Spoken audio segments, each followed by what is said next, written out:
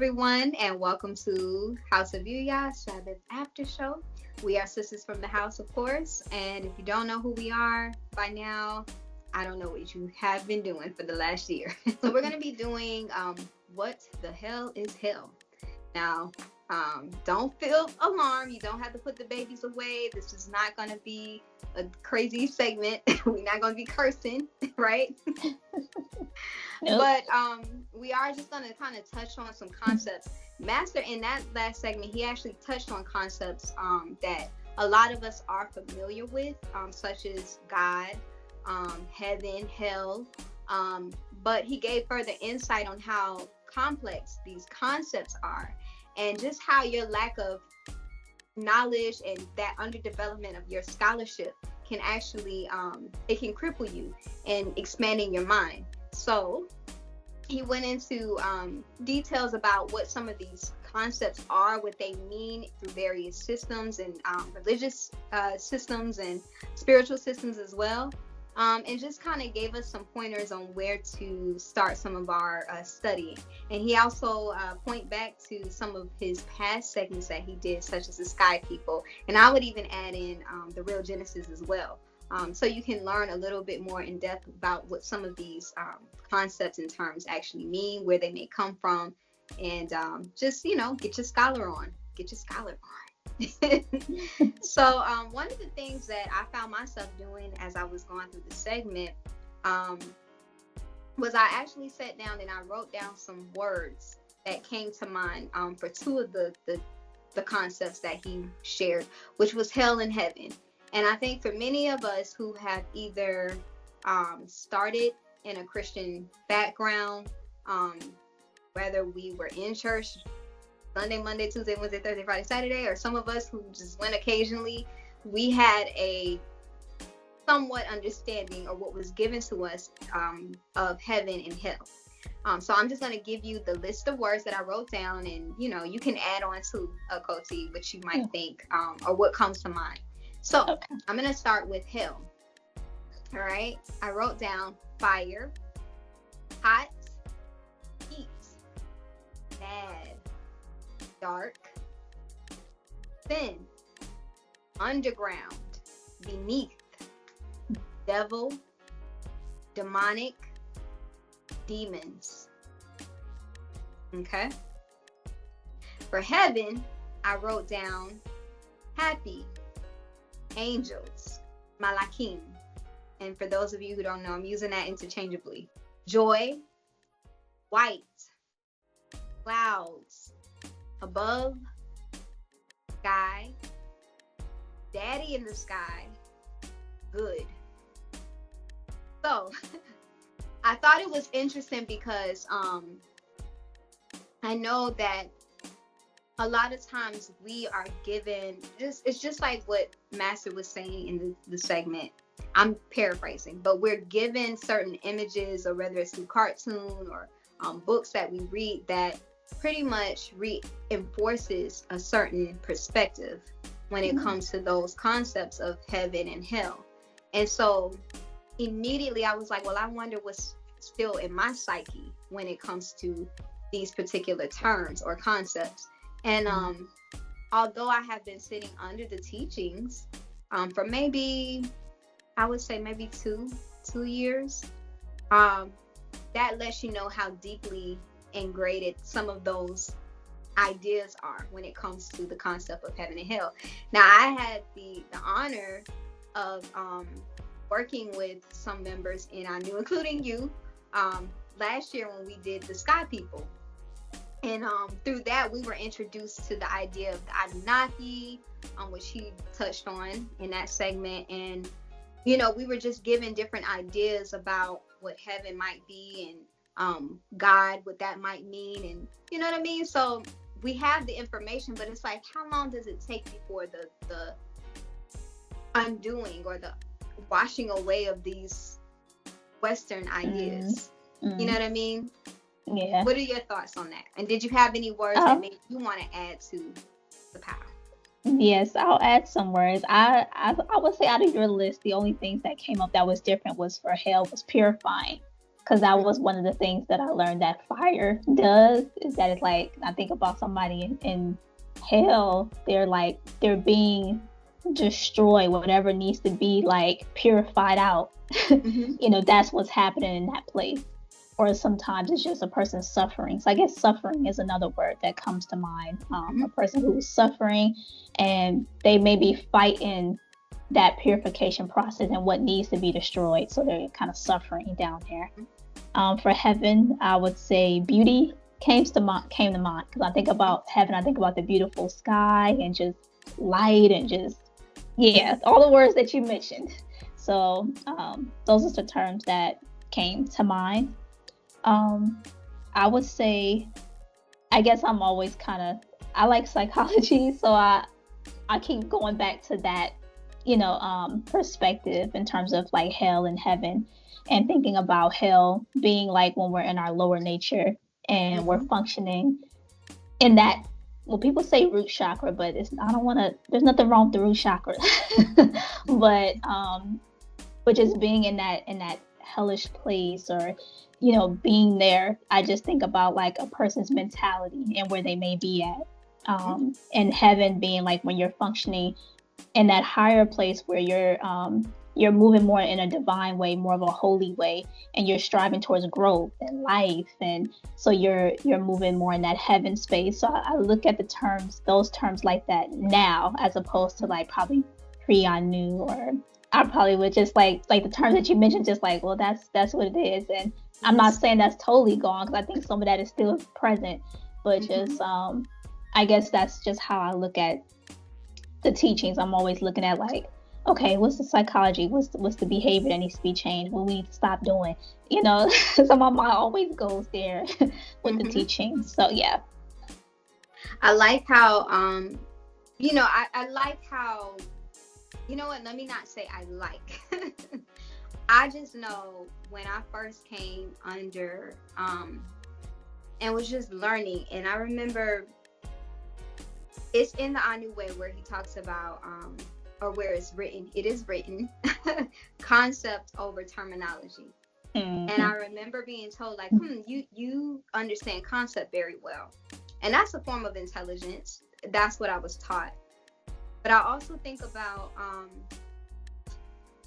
he kind of broke down how hell and heaven and these concepts, they're dimensions that you can travel into. And I thought about like, how important it is to have an understanding of that, right? And how we have the ability to travel. We can travel through different dimensions. And whether it's hell, whether it's heaven, I thought about like, he also gave the example of when you do your scholarship and you're looking at other nations and you're trying to see where certain ideas are roped or they link from one nation to the next, or this group of people, how they explain the creation story or how humans came into existence. And you can find commonality amongst different people who live on different parts of the planet, right? But not getting caught up in that, right? Knowing still at the same time, like, okay, we are of the Most High. We are the people of the Most High. So although we might need to know our history, we do need to know our history and know like how we got here in North America, but we may have come in contact with certain people. But anytime we go back and learn other people's systems and their religion and their spiritual systems, we're not actually supposed to participate necessarily and begin to do what they do, because the L that we serve is actually higher.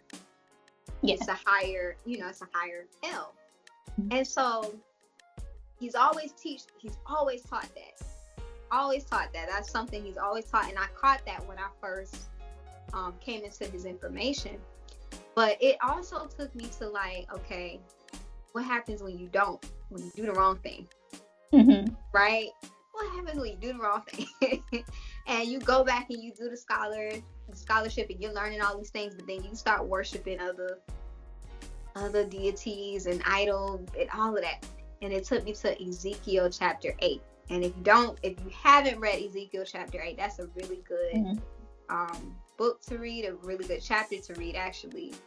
But I'm gonna say this and I'm gonna stop because I have to. But I get excited about this one because I remember when he gave me this lesson and we walked through Ezekiel 8. But this one I remember Ezekiel was visited by some of the elders of Yehuda. And I remember he basically was also visited by one of the Malachims, so one of the angels.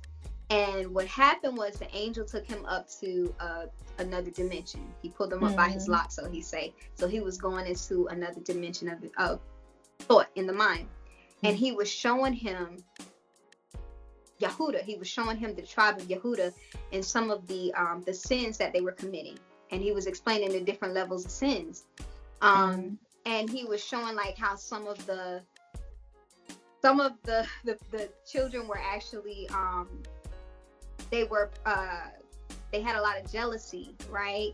They were worshiping and crying to Tammuz, which was one of the Sumerian gods of fertility. And they were crying to this idol for, fertility, of course, right? Then you had some of the children were worshiping the sun. They were doing sun salutation. So, and we know Helios Biblios means the book of the sun. So I'm just some books. Some of them were burning incense to idols. Some of them were putting images of like beasts and animals on the walls, like what the Egyptians did. So it was a reference to like there's different levels of sins, but at the same time, it's like some of the things that the children of Yehuda were pulling from was because they had been through other nations and they picked up some of their stuff and was just okay. And it was just like, man, so this is what it looks like when you might go and do the scholarship, but then you start worshiping other people idols and you start doing what they're doing. It's like, no, that's not what you're supposed to be doing. That's not what we do. Right. About like the linkages between different cultures. My mind wants to go in two different places. I'm trying to stay focused because you shared a lot. It's like, let me just go. Sorry, I got excited about one point at a time. It's okay for myself. Okay, go one point at a time. Okay.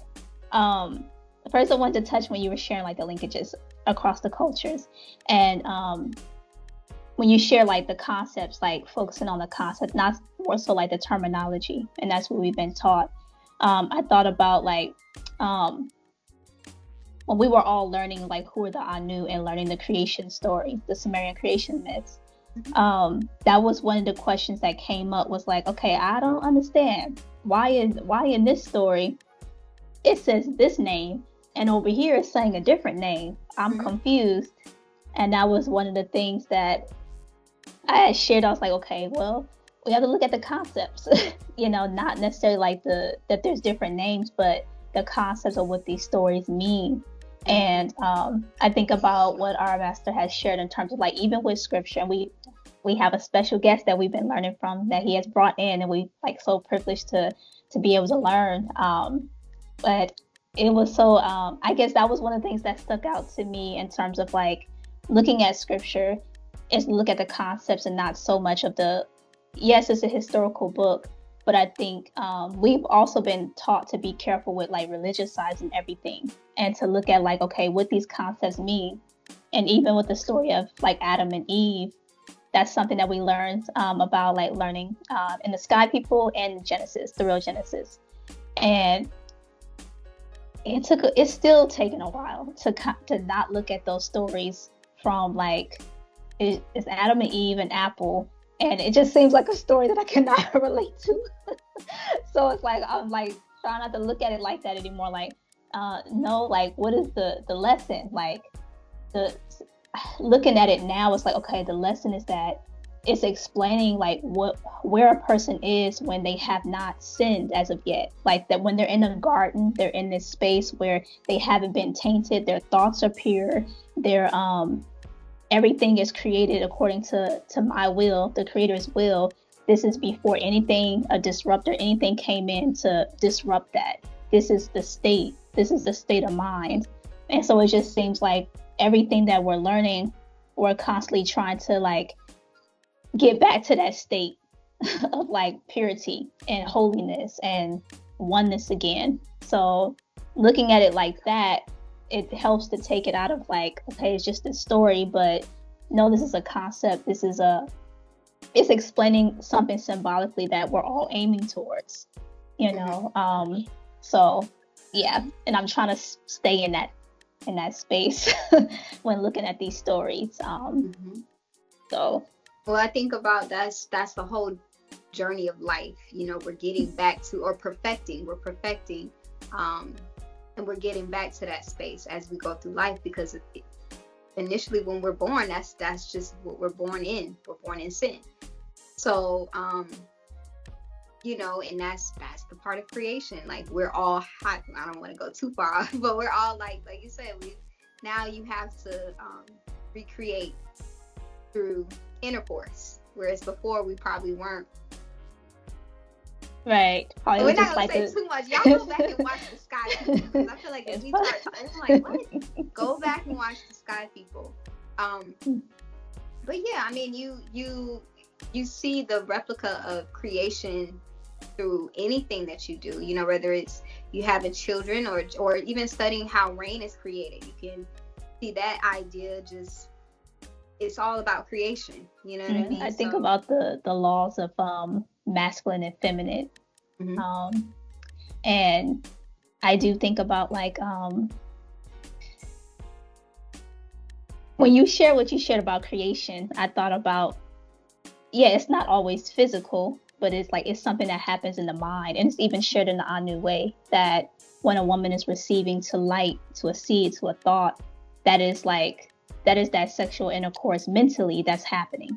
You know, when a man is implanting thought and seeds, and she's able to receive it and then produce something with that information and with that knowledge. So, yeah, being able to, yeah, that's what came to mind when you said what you shared. So, yeah, I think looking at the concepts that way, it makes it easier for me to apply and to look at how to apply what we're learning. Because just for those who are listening and maybe like, I don't know what y'all are talking about, like, it seems like I cannot, it's going over my head. But I think those examples of like, okay, yeah, we're talking about, creation, or talking about, sky people, but kind of bringing it back down, like, well, hey, this is what it looks like when it's applied, and how you can look at it when you're walking through life and how to apply it. That's all. So you mentioned the idols, like the story of Ezekiel, and how he was shown like the different sins that people were creating, worshiping different idols. And I think that's one of the things that we learned a lot in Anu. Like, there's so many different lessons on like it's the Most High Yah, it's El Elyon at the end of the day. But what we messed up, and what we always constantly messed up, is that we start following what other cultures are doing. And I thought about the Hebrew Israelites when they were journeying with Moses through the wilderness, and yeah, how they were walking in the desert and they escaped Egypt. And then they were bitten by snakes and stuff. And it's like they're on this journey. And I guess I was able to make the connection of like, okay, these are our ancestors. Because I heard Master say like, well, that's your ancestor. Talking about David, he was like, well, that's y'all ancestor. And I had to really sit back and just think about like, these are my ancestors as I'm reading these stories. Look at it that way, as opposed to like, these are stories that I learned in church. And these people don't look like me. But now reading the scripture, like, no, these are my ancestors. So now visualizing like, these people look like me.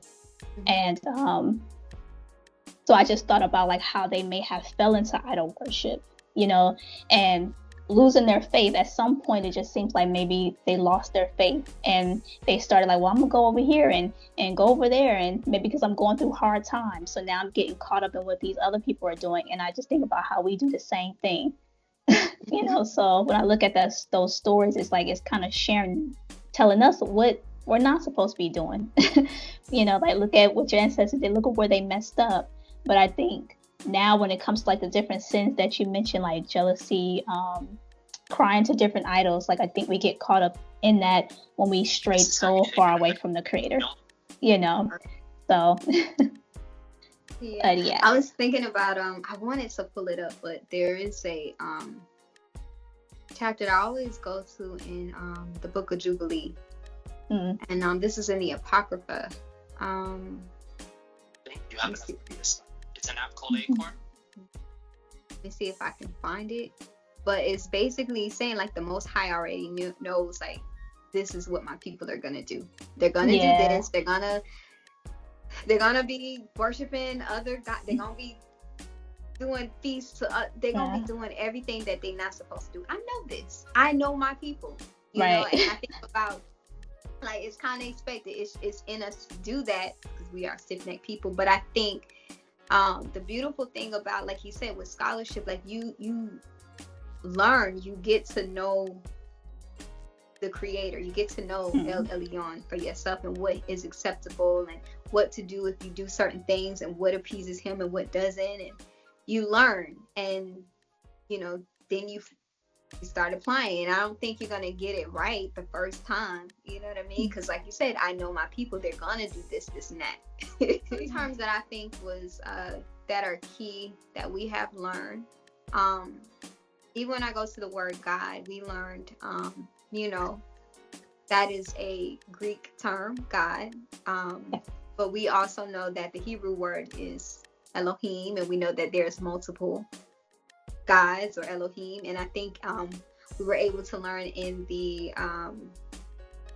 Sumerian culture, they had a actual symbol that was in reference to the sun, which was supposed to symbolize sky people.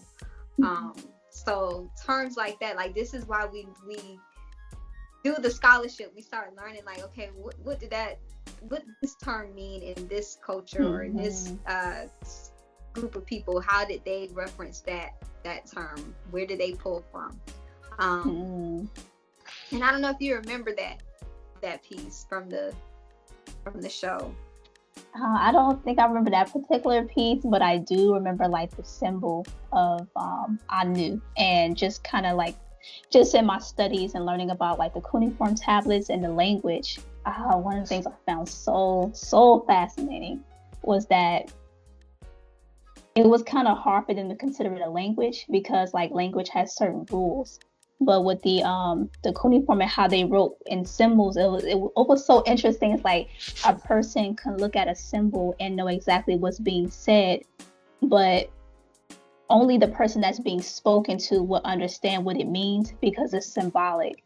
So, and I think about the deepness of that because sometimes we would be speaking to like one of our Adelites, and you can just look at them and give them a look like, did you see that? And they'll be like, that's a symbolic language. No words are being said, or you may just come into a room and show them something, and they like, oh, I know exactly what you're talking about. And that language right there is like I was like, that's how our people communicated. It was no like hardly like, you know, it wasn't like the language wasn't words, but it was symbols. I was like, to me, I was like, that is so deep. I was like, that's so deep, and it's hard for me to even fathom like what that looked like. You know, I'm like, that's deep that they communicate that way. And I just think about like how we still communicate in that way, even though we don't have our original language, and we're trying to like reclaim those our original language by learning it. I just think that we still have like, I guess, I don't know, like maybe the memory, the ancestral memory of it, where we do certain things and you kind of like, yeah, that's my people, that's my nation, because there's certain things that we do that are like, and I do think that's one of the things that we do, where it's like you just kind of pick up on things like, I know exactly what you're talking about, you don't have to say anything, I just feel you, you know, or I get you, and things like that. So yeah, I thought that was profound to me, like it still is, because I'm like, that's so deep. Yeah, I agree. Maybe it's the melanin. Maybe it's that. That's that connection. Maybe it's that. But I think I'm gonna add a clip to the end of this from the showcase to give people the idea of what we do in Anu, how we're able to take the information and the scholarship piece, and how we're able to share it within the community, but also there are opportunities we will be sharing it outside of the community as well. So I'm gonna add a clip to the end of this, but maybe you'll get the idea when he talked about the Anunnaki and the sky people and the Genesis story, or the Genesis, the creation. um, myth, and just how all of that ties together in what we do, not only in House of Yuya, but in Anu as well. So this was a great segment. This was one that I hope everybody goes back to and just, pull from. All right. With that being said, I'm going to say shalom. And make sure you check out the next Sabbath message from our master. And then following that, make sure you check out our next insight. All right. Peace. Peace. Shalom. Peace. Abzu and Tiamat, they're both gods from the Sumerian culture or the ancient Mesopotamian culture. And Abzu is supposed to represent fresh water or the masculine energy. And Tiamat is supposed to represent the feminine energy or the salt water. And the idea is that the two came together to create the young gods or the sky people.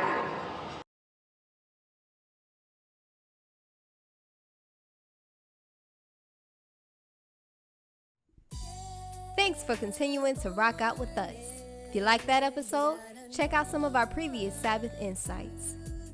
Like, share, and subscribe to the channel, and catch Chief Yuya message every Sabbath, only on House of Yuya.